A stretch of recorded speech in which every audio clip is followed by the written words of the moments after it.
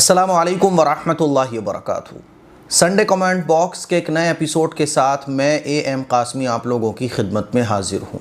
मुझे उम्मीद है कि आप लोग खैर आफियत से होंगे। मैं अल्लाह ताला से दुआ करता हूँ कि अल्लाह ताला आप लोगों को अपने हिफ्ज़ व अमान में रखे। आप लोगों के बहुत सारे सवालात हैं। सवालों का सिलसिला शुरू करने से पहले मैं बोलना चाहूँगा कि अगर आप लोग भी कुरान मजीद पढ़ना सीखना चाहते हैं और कोई पर्सनल ट्यूशन लेना चाहते हैं तो अल्हम्दुलिल्लाह एम कासमी इस्लामिक इंस्टीट्यूट जो ऑनलाइन एकेडमी है एक कुरान मजीद की तालीम की, अल्हम्दुलिल्लाह लास्ट ईयर भी कई सारी गर्ल्स और ख़वातीन ने कुरान मजीद का नाज़रा मुकम्मल किया। अब चूँकि मर्द हज़रात के तो एडमिशन ही बहुत कम आते हैं, ख़वातीन की तादाद ज़्यादा होती है, तो आप लोग भी कुरान मजीद पढ़ने के लिए एडमिशन ले सकती हैं। अल्हम्दुलिल्लाह गर्ल्स के लिए फ़ीमेल टीचर हमारे पास हैं, बॉयज़ के लिए मेल टीचर है। तो अगर आप भी एडमिशन कराना चाहती हैं तो आप 7417810799 पर व्हाट्सअप SMS कर सकते हैं। और एक दूसरी अहम बात, जैसे कि आप लोगों को पता है कि आप लोगों के ताउन से ही हमारे दीनी काम चलते हैं, हम सब लोगों के, चाहे मस्जिद का काम हो, मदरसे का कंस्ट्रक्शन हो या और दीनी सारे काम हो, खैर के काम हो।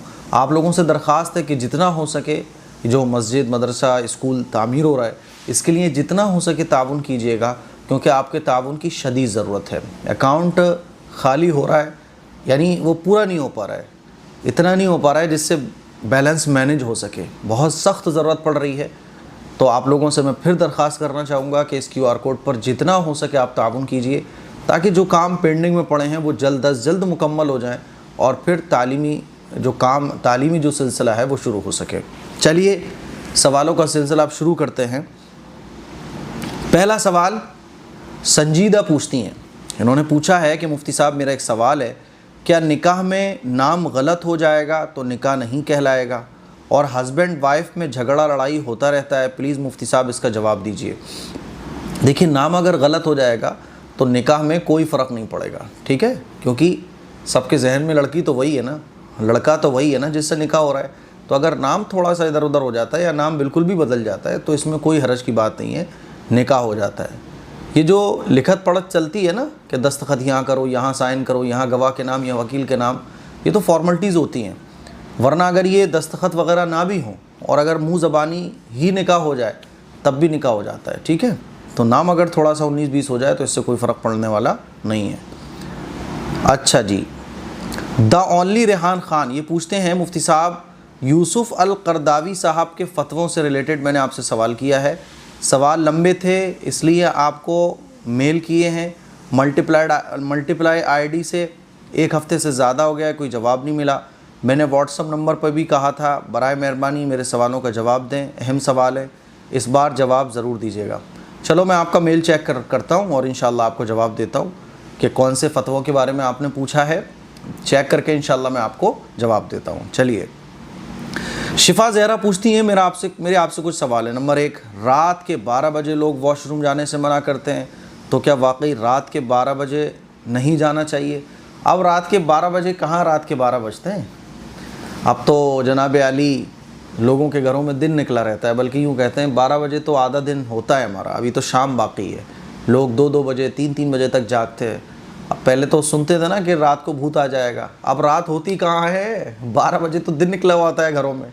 अब चोर भी चोरी सुबह के टाइम करते हैं जब जागने का टाइम हो रहा होता है, क्योंकि अब हम लोग 2-2 3-3 बजे तक तो जागते हैं, 2-2 3-3 बजे तक जागते हैं फिर सोते हैं। तो अब रात के 12 बजे कहाँ रहे हैं? शैतान का भी बेचारे का प्लान कैंसिल हो गया है कि रात को 12 बजे का जो एक हुआ था वो भी ख़त्म हो गया है अब तो ऐसा कुछ भी नहीं है। 12 बजे, दिन के 12 बजे, रात के 12 बजे, बचपन में इस तरह की कहानियाँ किस्से हमने बहुत सुने कि रात के 12 बजे, ऐसा कुछ भी नहीं है भाई। वॉशरूम जाने की जब ज़रूरत है जब जाओ आप। अब वॉशरूम जाने की ज़रूरत तो कभी भी आ सकती है ना, 12 बज रहे तो आदमी वेट करेगा कि 12 बजे से टाइम आगे बढ़े तो मैं जाऊँ, तो ऐसा कुछ भी नहीं है। नंबर 2, क्या वॉशरूम में बिना दुपट्टे के और बाल खोलकर जाना और बातें करना हराम है? देखो, हराम तो नहीं है, लेकिन अदब और सलीक़ा यही है कि सर ढक कर जाया जाए, और है ना, बाल खुले हुए तो कोई बात नहीं, सर ढका होना चाहिए आपके। बातें करना ये मकरूह है, वॉशरूम के अंदर बातें नहीं करना चाहिए, और मैं नहीं समझता कि कोई वॉशरूम के अंदर जाके बातें करता होगा। कौन है जो बातें करता होगा? अल्लाह बेहतर जाने, मुझे तो नहीं लगता कि कोई बातें करता होगा। वॉशरूम में किसका मन चाहेगा बातें करने का। सवाल नंबर 3, मुफ्ती साहब अभी 4 बजे अजान हो रही है हमारे यहाँ फजर की, अल्हम्दुलिल्लाह मैं पढ़ती हूँ और मुझे कुछ दिन से बहुत डर लगने लगा है। महसूस करती हूँ किसी को जैसे पीछे है। डरने की ज़रूरत नहीं है। डर को जितना आप लोग हावी करोगे डर उतना बढ़ेगा। डर को अपने ऊपर हावी नहीं होने देना है, ठीक है। डर लगे तो कह दो अल्लाह मेरे साथ है, ज़ोर से कहो। अरबी में कह सकते हो इन्नल्लाह मअना, इन्नल्लाह मई रब्बी, अल्लाह मेरे साथ है। डरने की ज़रूरत ही नहीं है। तो डर अगर लगे भी ना, उसको मत लगने दो, क्योंकि डर एक ऐसी चीज़ है जितना आप इसको लगने दोगी उतना ये बढ़ेगा, और जितना आप इसको इग्नोर करोगे और हिम्मत दिखाओगे ये ख़त्म होगा।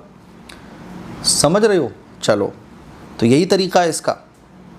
अच्छा जी, समझ नहीं आ रहा है क्यों डर लग रहा है? इसीलिए डर लग रहा है जो मैंने बताया, क्योंकि डर लगा रही हो आप। चलो, नाजिया बानो पूछती हैं, मुफ्ती साहब मेरा नाम नाजिया है, मैं यूपी से हूँ, मैं आपकी सारी वीडियोस देखती हूँ, आपसे मिलना मेरी दिल की ख्वाहिश है, इंशाअल्लाह अल्लाह ने चाहा तो मुलाकात हो जाएगी इंशाअल्लाह ज़रूर, वरना जन्नत में तो पक्की है ना अपनी, वो जन्नत वाला अपना एग्रीमेंट तो है ना कि जन्नत में इंशाअल्लाह बड़ा दस्तरखान लगवाएंगे और दावत होगी। इसका जिक्र मैंने शायद 2-3 एपिसोड पहले किया था, तो वो तो हमारी पक्की है।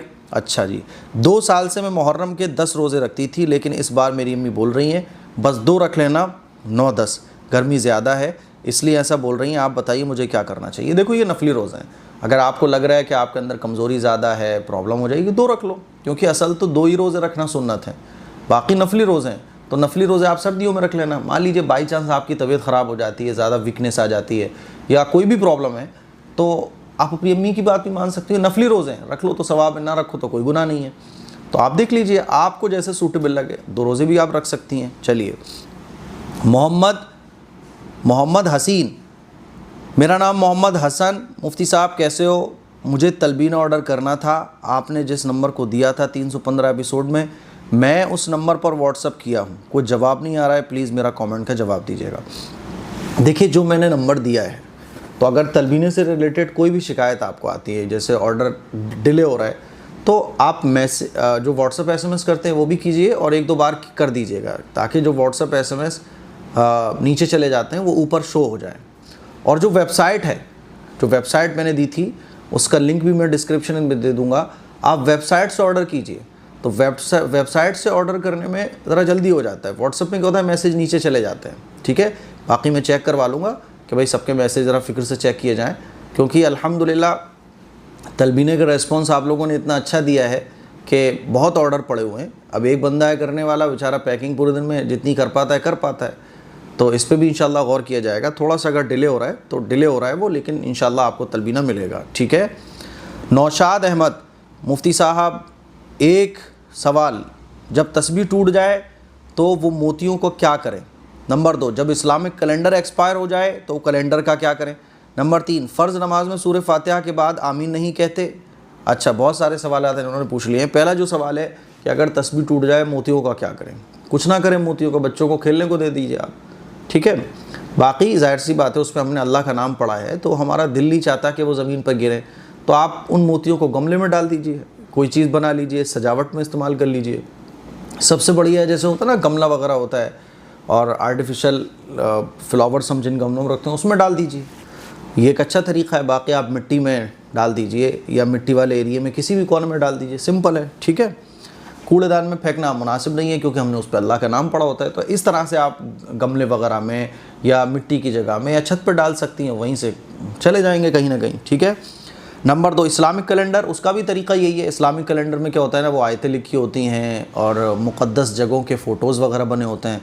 अब उसका ईजी तरीका मैं आपको देखो बताता हूँ, क्योंकि आजकल फ्लैट्स वगैरह होते हैं, कच्चे मकान तो होते नहीं हैं, पक्के मकान होते हैं। तो आप एक बाल्टी पानी लीजिए, उस बाल्टी पानी में उस कैलेंडर को डाल दीजिए, तो वो कैलेंडर जो है ना पूरा घुल जाएगा पानी में। उस पानी को उठा के आप छत पे डाल दीजिए, पानी सूख जाएगा, सिंपल है, दैट्स ऑल, ठीक है। या उस पानी को आप मिट्टी में डाल दीजिए, गमलों में डाल दीजिए। बाकी आप इस कैलेंडर को, जो दीनी कैलेंडर वगैरह होते हैं, नहर नदी में भी फिकवा सकती हैं या ज़मीन में भी दफन करवा सकती हैं, या मस्जिद में बड़े बड़े वो बने होते हैं जिसमें दीनी इबारतों के टुकड़े रखने की जगह बनाई जाती है, वहाँ पे भी आप रखवा सकती हैं। तो ये सारी चीज़ें हैं, ठीक है। आसान मुझे वही लगता है कि पानी लो, पानी में डाल दो, वो घुल मिल जाए, पानी को फेंक दो। चलो, नंबर, सूरह फातिहा के बाद आमीन नहीं कहते, कहना चाहिए सूरह फातिहा पढ़ने के बाद। जब हम सूरह फातिहा पढ़ते हैं तो सूरह फातिहा पढ़ने के बाद आमीन कहना चाहिए। नंबर 4, क्या कोई मन्नत मांगी हो और मन्नत ना उतारें, सिर्फ माफ़ी मांग ले तो हो जाएगी या मन्नत पूरी करनी होगी? कोई भी आपने नज़र मानी है, मान लीजिए आपने नज़र मानी कि मैं जो है वो 10 रोज़े रखूँगी, अब वो काम पूरा हो गया तो आपको वो नज़र पूरी करना पड़ेगी, ठीक है, माफ़ी से काम नहीं चलेगा।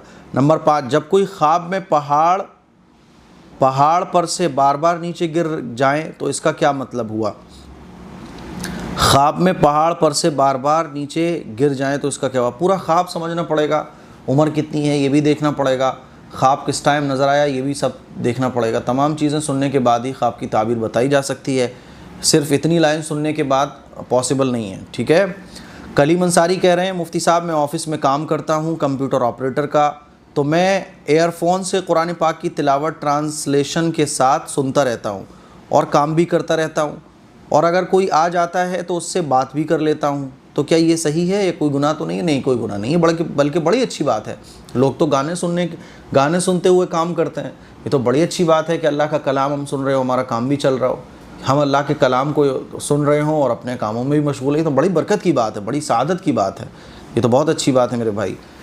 मोहम्मद आदिल ख़ान पूछते हैं, माई क्वेश्चन इज़ कि क्या इस्लामिक आयुर्वेदिक डॉक्टर बन सकते हैं? क्योंकि आयुर्वेदिक में श्लोक वगैरह होता है, इसलिए वो याद भी करना होता है। कौन से श्लोक होते हैं? अब आपको ये देखना पड़ेगा कौन से श्लोक हैं। मैं नहीं समझता कि वो श्लोक कोई शिरक वाली चीज़ों पर शिरक वाली चीज़ें उसमें होती होंगी, ऐसा तो नहीं होता होगा। वो श्लोक होते होंगे तो आयुर्वेदिक के ही श्लोक होते होंगे, मतलब कोई चीज़ों को याद करने के लिए कोई श्लोक बना दिया जाता है। बाकी आप ये देखिए वो श्लोक क्या है। मैं तो ये कहता हूँ, देखो कुछ तो बनो यार, कुछ बनने का जज्बा है, कुछ बनो, पहले बनने लग जाओ, अल्लाह ताला रास्ते निकाल देगा। आप आयुर्वेदिक डॉक्टर बनो, एलोपैथिक डॉक्टर बनो, होम्योपैथिक डॉक्टर बनो, कुछ तो डॉक्टर बनो, कुछ तो काम के ढंग के आदमी बनो। प्रॉब्लम हमारी है कि हम लोग पूछते रहते हैं, बनते कुछ भी नहीं है। पता चलता है कि हमारी मेजॉरिटी जो है वो आधे रास्ते में ही तालीम छोड़ देती है। तो मैं तो यही कहता हूँ कि भाई कुछ तो बनो, पहले कुछ बनने तो लगो, उसके बाद फिर मुझसे पूछना कि मैं ये बनने लगा हूँ अब क्या करूँ। अल्लाह ताला रास्ते निकालेगा। तो आयुर्वेदिक में ऐसे कोई श्लोक व्लोक होते नहीं हैं, अगर हैं तो मुझे आप बताइएगा। कोई श्लोक होते भी हैं तो वो शिरकीय चीज़ों पर नहीं होते, कोई मजहबी चीज़ों पर नहीं होते, ठीक है। चलिए, मोहम्मद पूछते हैं, मुफ्ती साहब आप सारे वीडियोज़ आपके यूनिक होते हैं, समझाने का तरीका बहुत अच्छा लगता है। मुफ्ती साहब नोहा सुनना कैसा है? उसमें अहले बैत का जिक्र होता है। भाई अहले बैत के तरीक़े पर चलो ना, अगर अहले बैत से मोहब्बत। नहीं जी हम तो नोहा सुनेंगे, नहीं जी हम तो सबील लगाएंगे, नहीं जी हम तो खिचड़ा बनाएंगे। अरे भाई असल मोहब्बत है, माँ बाप से असल मोहब्बत है तो क्या होती है? माँ बाप का कहना मानो। भाई जिससे मोहब्बत होती है तो उसके तरीक़े पर चलो ना। हमारी प्रॉब्लम ये है कि हम मोहब्बत का इज़हार करेंगे नोहा सुनकर, हम मोहब्बत का इज़हार करेंगे खिचड़ा बनवा के, हम मोहब्बत का इज़हार करेंगे अपने सीनों को पीट के। नहीं, लेकिन साहब उनके नक्शे कदम पे नहीं चलेंगे बिल्कुल भी। तो हज़रत हसन, हज़रत हुसैन, अहले बैत से अगर मोहब्बत है, और हर ईमान वाले को होती है, लेकिन इसको भी हमें समझना पड़ेगा कि एक मोहब्बत वो है जो हम अपने मनमाने तरीक़े से ज़ाहिर करें, और एक मोहब्बत वो है कि हम उनके तरीक़े पर चलकर करें। मुझे बताओ कि वो किस मोहब्बत से खुश होंगे? जाहिर सी बात है कि उनके तरीक़े पर चला जाए, ये मोहब्बत उनको ज़्यादा पसंद है, बल्कि यही मोहब्बत मतलूब है शरीयत में। अल्लाह के नबी से मोहब्बत है, कोई शख्स कहे कि भाई मैं तो नाच रहा हूँ, अल्लाह के नबी की मोहब्बत में नाच रहा हूँ, तो उसको बेवकूफ़ कहा जाएगा। क्या बेवकूफ़? अगर अल्लाह के नबी से मोहब्बत है तो उनके तरीक़े पर चल। अल्लाह के नबी ने क्या फ़रमाया कि अगर जो मुझसे मोहब्बत रखता है तो मेरी सुन्नत से मोहब्बत रखता होगा, और जो मेरी सुन्नत से मोहब्बत रखेगा मुझसे मोहब्बत रखेगा। यानी अल्लाह के नबी के तरीक़े से मोहब्बत, ये है असल मोहब्बत। बिदत और सुन्नत में फ़र्क ही ये है। बिदत कहते हैं भाई बिदती जो होता है वो अल्लाह के नबी से मोहब्बत रखता है। बिदत कहते हैं कि अल्लाह और अल्लाह के रसूल से मोहब्बत करना अपने हिसाब से, और सुन्नत कहते हैं कि अल्लाह और अल्लाह के रसूल से मोहब्बत रखना अल्लाह और अल्लाह के रसूल के बताए हुए तरीक़े के मुताबिक, इसको कहा जाता है सुन्नत। तो अहले बैत से अगर मोहब्बत है तो उनके तरीक़ों को अपनाया जाए, उन्होंने कैसे ज़िंदगी गुजारी वैसे ज़िंदगी गुजारने की कोशिश की जाए। ये नहीं कि साहब साल में एक मरतबा नोहा सुन लिया, साल में एक मरतबा सीना पीट लिया, साल में एक मरतबा साहब वो सबीलें लगा ली, नहीं साहब हो गए हम आशिक़ हुसैन, आशिक़ अहले बैत हो गए। नहीं, गलत तरीक़ा है, ठीक है। शाहनवाज़ मंसूरी कहते हैं, मुफ्ती साहब मैं लखनऊ से हूँ, मेरा सवाल ये है कि मस्जिद में अगर फ़र्ज़ नमाज हो गई हो तो क्या दूसरी जमात बना सकते हैं?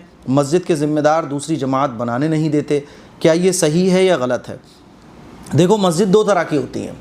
एक तो मस्जिद वो होती है जो सड़क के किनारे होती है, जिस पे जिस मस्जिद में मुसाफिरों की आमदोरफ्त खूब लगी रहती है, तो ऐसी मस्जिद में तो दूसरी जमात कर ली जाए तो इसमें कोई हरज नहीं है, क्योंकि वो जमात आम मस्जिद के, क्योंकि वो मस्जिद जो है ना आम मस्जिद के हुक्म में है, यानी आम मस्जिद के जो मुसाफिरों के रास्ते में आ रही है, तो मुसाफिर आ रहे हैं जा रहे हैं, कोई कब आ रहा है कोई कब जा रहा है, तो उस मस्जिद में तो दूसरी जमात की जा सकती है।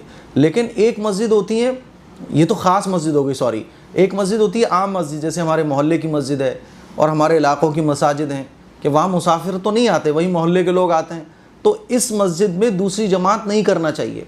और अगर किसी को दूसरी जमात करना ही है, मान लीजिए नहीं करना है साहब मुझे, तो दूसरी जमात फिर आप उस मस्जिद के उस हिस्से में ना करो जहाँ जमात ऑलरेडी होती है, बल्कि आप बेसमेंट में चले जाओ, आप दूसरी मंजिल में चले जाओ, आप कहीं और चले जाओ, पीछे की तरफ आ जाओ, बिल्कुल जो मस्जिद का हिस्सा ना हो, उस जगह पे आप दूसरी जमात कर लो। तो जो आपके मस्जिद वाले मना करते हैं वो सही मना करते हैं। अब आप सोच रहे हो कि मुफ्ती साहब दूसरी जमात करने में हरज क्या है? देखो भाई, दूसरी जमात करने में हरज ये है कि अगर इस तरह से आप दूसरी जमात करोगे तो तीसरा आदमी जो देख रहा होगा वो सोचेगा चलो यार मेरी नमाज अगर निकल जाएगी मैं भी कभी जमात कर लूँगा। तो इस तरह से जो असल जमात है मस्जिद की, उसकी अहमियत लोगों के अंदर से ख़त्म होगी। जो असल जमात है, जो मेन जमात है, मान लीजिए 2 बजे ज़ोहर की नमाज़ हो रही है, तो अब लोगों के अंदर सुस्ती होगी। एक बंदा आएगा वो सोचेगा यार चलो मैं अपनी जमात कर लूँगा, नमाज़ निकल जाएगी, कोई मसले की बात नहीं, वो काम में लगा हुआ है, कोई बात नहीं, मैं तो जाऊँगा मस्जिद में अपनी जमात कर लूँगा। अब 2 लोग आते हैं, वो बाद में अपनी जमात कर रहे हैं। फिर तीसरा बंदा और था उसी मोहल्ले का, वो सोच रहा है कोई बात नहीं 2 बजे की जमात निकल गई, मैं 3 बजे अपनी जमात कर लूँगा, वो 3 बजे आएगा अपनी जमात करेगा। तो जो असल जमात है उसकी अहमियत ख़त्म हो जाएगी और फिर लोग आएंगे बाद में अपनी अपनी जमात बना के नमाज़ पढ़ के चले जाएंगे। तो इस तरह से जमात की जो अहमियत है वो लोगों के दिलों से ख़त्म हो जाएगी।